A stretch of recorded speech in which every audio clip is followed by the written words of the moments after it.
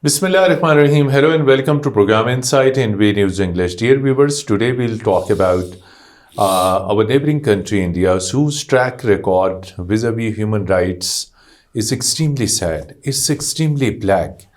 It's not only human rights, it's hate speech against minorities, against Muslims, against Sikhs, against Christians. It's on the rise. And this month's report from a Washington-based think tank exposed India's hate crimes against minorities. In today's conversation, today's conversation is basically of three segments. In first segment, we will talk about India's track record of human rights violation, particularly focusing on hate speech, with reference to this Washington-based think tank's report exposing India. And then we will talk about an extraordinary work done by a Brussels-based photographer who made the images, who captured the images of a situation in Indian illegally occupied Jammu and Kashmir. Despite restrictions and obstacles, that Belgium-based photographer reached to Indian illegally occupied Jammu and Kashmir and made some of the most painful images of the suffering of people of Jammu and Kashmir, particularly the victims of the pellet guns. And that the book comprising of these pictures have been now published in Belgium. This book exposes India's brutalities, its inhuman dealing, and its barbaric action and treatment towards the Kashmiri children, women, elderly people for doing nothing. And that book is now available. It is printed, published, and it has ripped apart Indian human rights record. We'll also talk about that particular book. And today, 21st January, is a sad incident of 1990. This 21st January is observed as a very sad day, as a memorable day, in the sense that over 100 Kashmiri people in Indian illegally occupied Jammu and Kashmir on the same day back in 1990 lost their lives while carrying out a rally, while struggling for emancipation from Indian subjugation. And their sin was only to raise voice for the Kashmir's freedom. They were subjected to the brutal killing by Indian security forces. We are fortunate to have with us one of the strongest voices on Jammu and Kashmir, not only in Europe, in Pakistan, across the world, Mr. Syed Raza, and who is chairman of Kashmir Council Europe, organization based in the heart of the European capital. Mr. Syed Raza doesn't need any introduction. He has done tremendous work for highlighting the issue of Jammu and Kashmir, particularly exposing Indian brutalities in the European capital. He travels across Europe, highlights the issue, highlights the sufferings of the people of Jammu and Kashmir at its own expense. Thank you so much, Syed Raza Sahab, for sparing time. And we also warmly welcome you in Islamabad. And we know that you are here in connection with the launching of that book. We will talk later. But first, I would like to know from you this horrible Indian record of hate speech over 2024, 2025. India has broken all the records of hate speech against minorities. It has propagated against Muslims. It has done hate speech that led to the lynching and the killing of all minorities, Muslims, Christians, Sikhs, but mainly targeting Muslims. So what would you like to say that this recent report released by Washington-based think tank has exposed India in hate speech? Thank you very much, Mateen Haider Sahab, giving me the opportunity to speak and to talk about Kashmir and about Indian atrocities, Indian lies, Indian false propaganda. You know, the Indian, what the Washington-based think tank says now, some years back, there was a disinfo lab. Exactly, Europe-based. Europe-based. Brussels-based. Brussels-based, and there they find it that one. It was extremely wonderful job by that lad. Yeah. But the thing is that if they started from false news to spread, and then they disinformation against Pakistan and against the Kashmiri movement, and they were successful for years, but then they were uncovered by an organization of the European Union, and since then it's stopped. But it stopped that way, but they continue on the other ways to spread the lies and so. But we are trying to counter that. It is not easy, but we are countering them because they are based on the false information, false narrative. Yeah, false narrative. And our narrative, Concocted stories, exactly. and our narrative is always based on truth, based on human values, True. and based on the United Nations Charter and United Nations recognition of plebiscite and so, which is not implemented by India up to now. On one hand, India is indulged in massive human rights abuses, hate crimes, hate speeches. These all things are also prohibited in Europe. But despite these all things, why Europe is promoting love and trade with India? Every nation or every government anywhere in the world, they see what is the interest of their country or their nation or their state, and then they calculate. They are not, you have seen there are a lot of other territories, Indian occupied Jammu and Kashmir. We have the mass grave found in 2006. There was a resolution by the European Parliament. True. Even they recommended some things to the government of India, never implemented. So, and they are not pushing because Europe needs a trade partner. And the trade is on top of everything. And because of this, they are compromising on human rights. Exactly. And that's why we are always knocking the doors of European institutions. We are not against your trade deals and your business with India, but not on the expense of human rights violation, expense of minorities, suppression of minorities. Even they are Muslims, Christians, Buddhists, or Sikh. They should be protected inside India. And then in occupied Jammu and Kashmir, the Muslim majority, they should be protected also. And there is, as you know, there is a demography change. They are trying to change that with force. After the 5th of August 2019, they started the demography, change of demography. In that, maybe they have succeeded up to now. But the people of Jammu and Kashmir will never accept, and the United Nations will never accept those demographic changes, because in UN resolution it's written that the people who are born in Kashmir or the Kashmiri subject, they will be able to vote. So Mr. Modi is trying to navigate outside the UN resolution, but he will not succeed. Power or force cannot subdue a nation or the people who are determined to have their future, their freedom. They cannot be compromised on that. How Indian narrative was demised after Marka-e-Haq in Europe? I think we have seen the change which I have never seen before. After the 10th of May, I was going to the parliament or to the European Parliament, and the people, concerning people, when we were meeting, they were very happy. I will say they were not showing, they were not saying, but you can see the change. And what we were saying for last several years, they were not listening to us.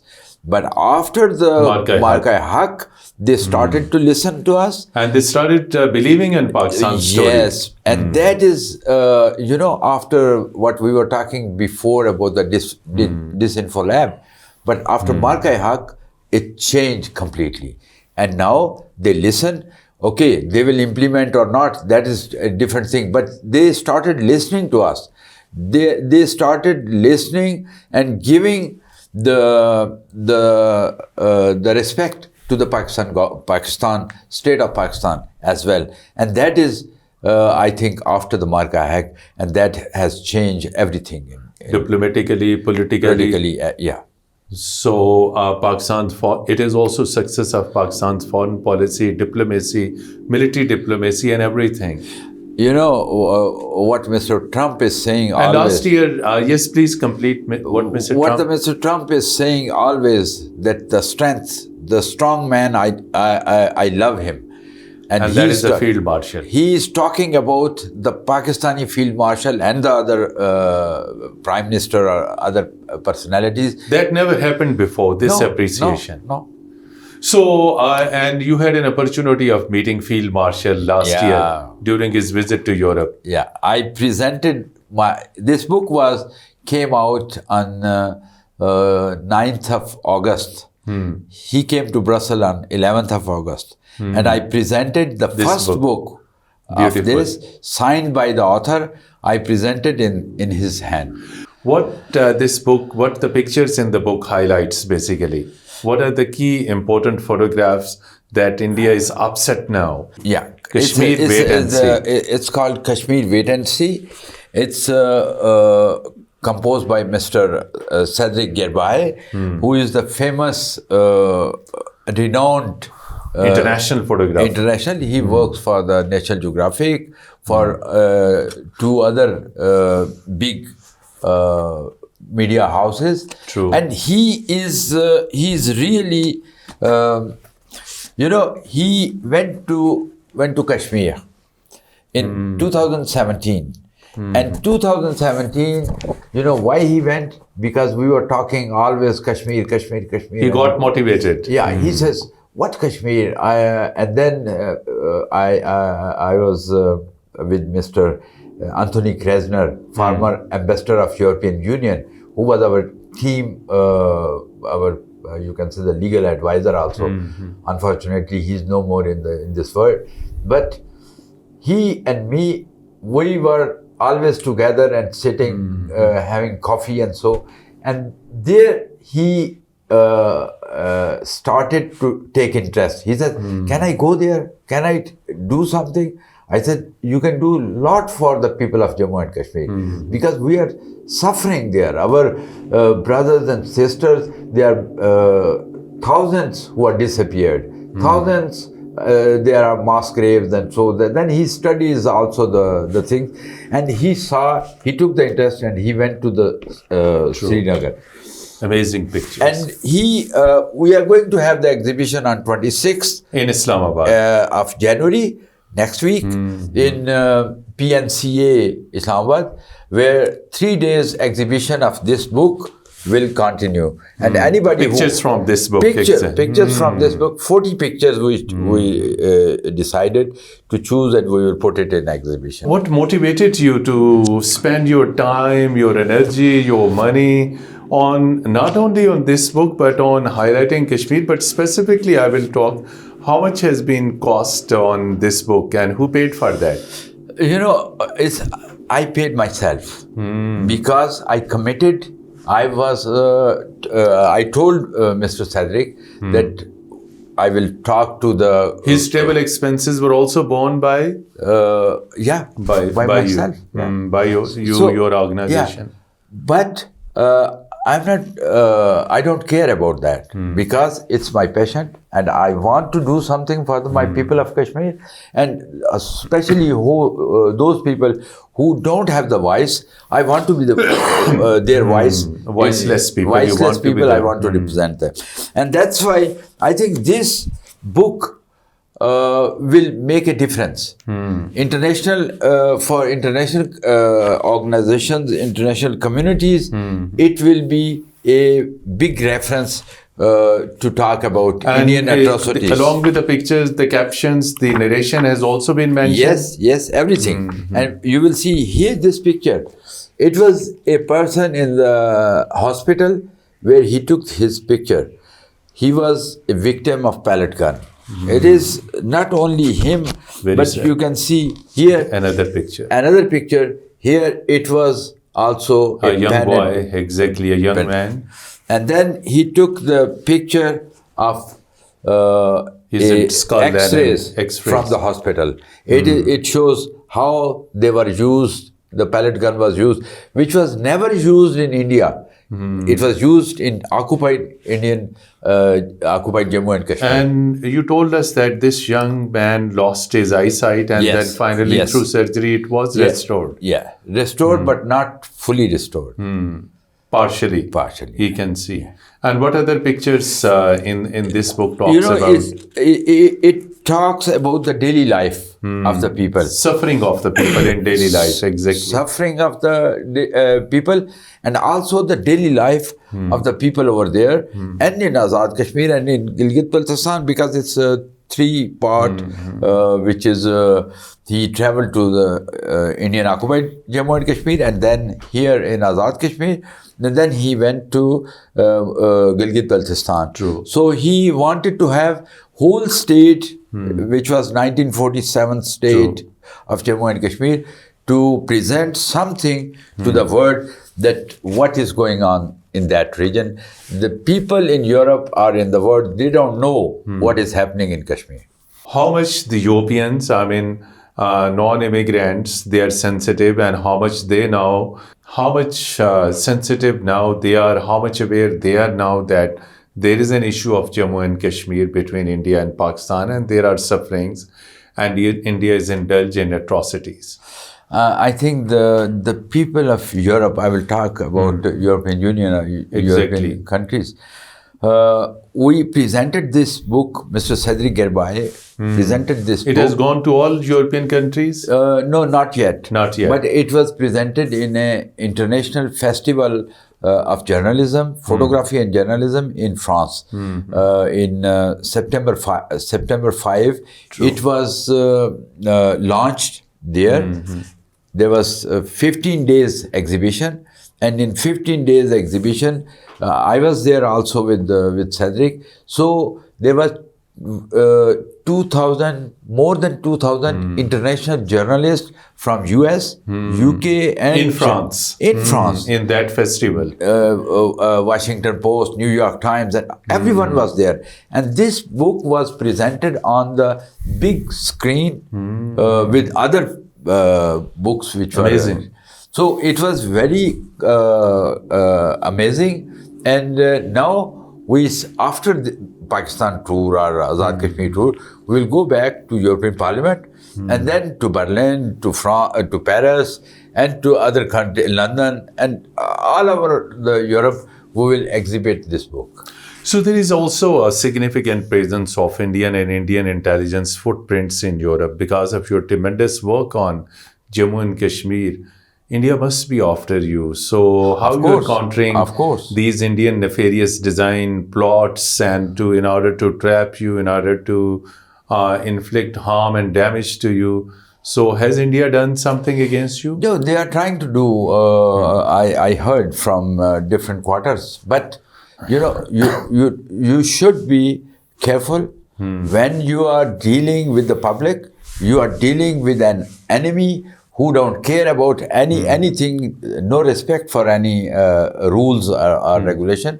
So the person who is target, he has to be very careful. So I am trying. I tried up to now. I am a European citizen. So if I stay in the law, they cannot touch me. Within the ambit of the law.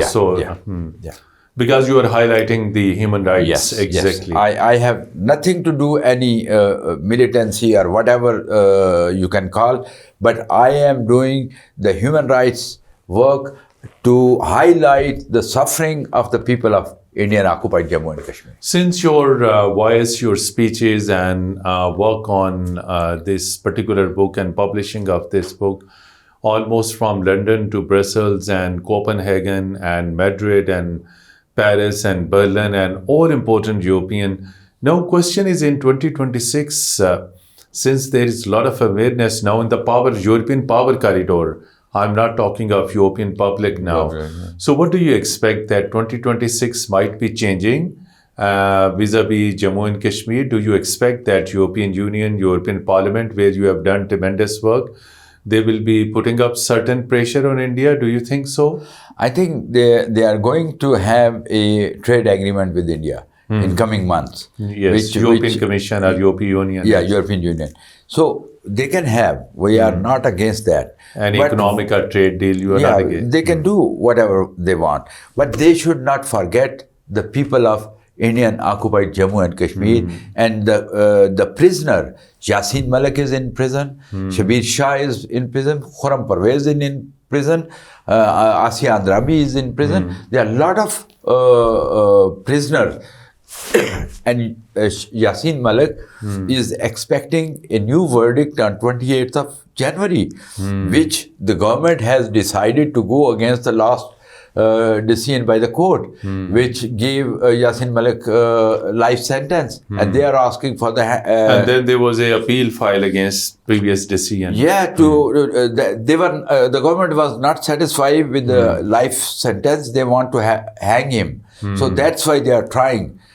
But we are appealing. I already wrote the letters to the European institutions and UN institutions as well to talk about Yasin Malik and about other prisoners in Indian occupied Jammu and Kashmir. One significant development: President of United States has announced formation of a board of peace for Gaza. So he says that he's taking a lot of initiative for maintaining global peace. So do you expect from him that a time may come that he may also announce a board of peace for Jammu and Kashmir? It depends how he was informed, how much he know about Kashmir. I think that is the time. If he makes last time he spoke that India and Pakistan are fighting on Kashmir for 1,000 years. Yeah, but for 1,000 years. But I think if he can propose something, it will be good. We want to end of the suffering of the people of Indian occupied Jammu and Kashmir.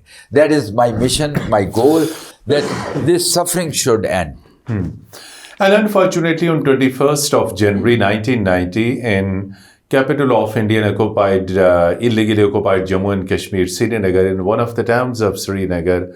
So there was very unfortunate incident. Narrate briefly. So every year this incident is observed with respect, with tribute paid to all martyrs on that day. And the history of Jammu and Kashmir is full of with such incidents. So how you recall that particular 21st January 1990 mass killing? It's one of the most tragic. Tragic events happened in 1990s especially. And from 1989 onward up to now also, Kunan Pospora was also the girls and the women were raped and the men were captured and some of them killed. And the same happened several times. Nilofar and other girls, they were kidnapped and they were killed by the security forces. There are a lot of stories, but it is to remind, and we have to remember these days, because this can give the next generation which is coming after us, that they should not forget all the sacrifice of the people of Indian occupied Jammu and Kashmir. Thank you so much indeed, Ali Raza Syed Saab, Chairman, Kashmir Council, Europe, for speaking exclusively to program Insight in V News English, highlighting your thoughts, your strategic vision about in 2026, how Europe could handle this Jammu and Kashmir, and particularly how Pakistan and Kashmir is viewed in the aftermath of Marka-e-Haq of May 2025, and tremendous publishing of this book, which has exposed Indian human rights record and its atrocities, particularly that it used to hide this. So thank you so much, despite your very busy schedule. Thank you. You spared time and participated in our show. And dear viewers, till our next program, goodbye and Khuda Hafiz.